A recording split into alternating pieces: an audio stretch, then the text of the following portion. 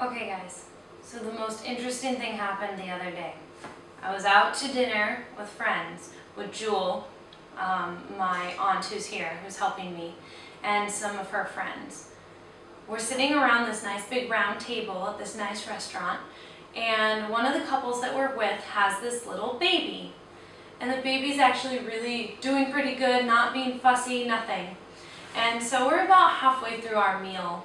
And what our meal is it's this big pot of boiling chicken broth. And actually there was a whole entire chicken in it when we first got there. But that's besides the point. Anyway, so we're getting things out of this pot that's been boiled, and the people come in and tell us how long it takes. Great, no problem.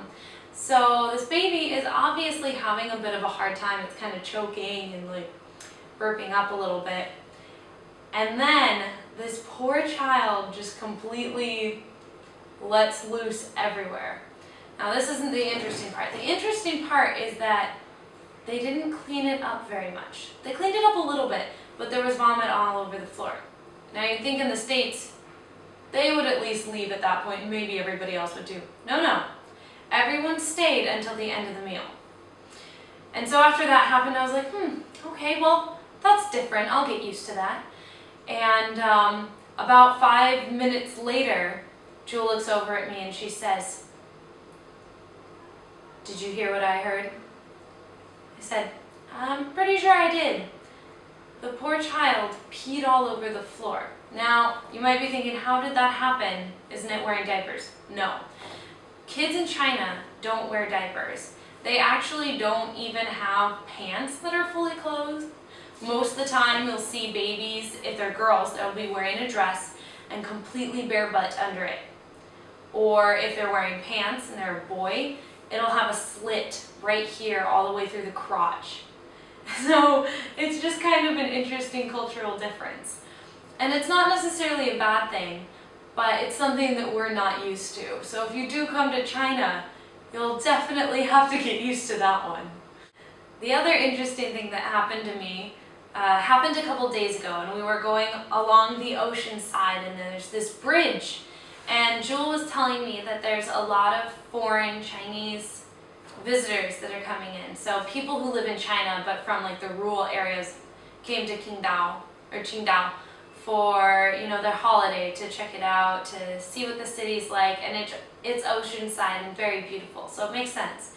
But we were walking along this bridge, minding our own business, and there's this couple that doesn't necessarily ask me because it's in Chinese. I'm sure they did ask, but I didn't understand, if they could take their picture with me. So I definitely took my picture with random people, which was really kind of funny. It's weird because you feel kind of like a celebrity, even though you're just thinking, I'm just a normal person just like anybody else. But to them, you know, you're something special. So that was pretty funny. And then the last thing that I have to share with you guys, well, actually two things. First one, as you saw in my other video, I moved to the 6th floor apartment, which I'm so happy about. And then the other thing is my teaching assignment.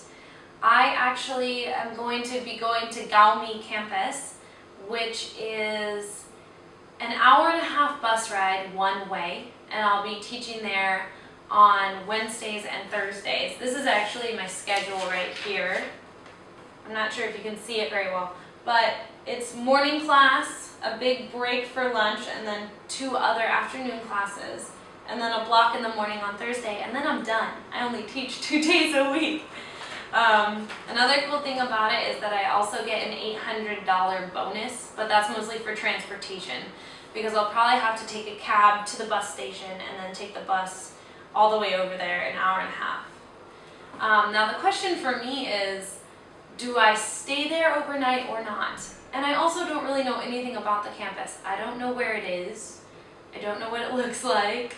I've heard that the students are a slightly lower level in their English, so that could be interesting. But overall, should be quite a different experience. I just hope I can get there, because taking a bus without being able to speak the language is not easy. So I'll keep you guys updated and let you know what that campus looks like. I'll probably do a walking tour of both of them at some point. But yeah, I'm learning a lot so far, even though I haven't started anything. But yeah, so I'll see you guys later.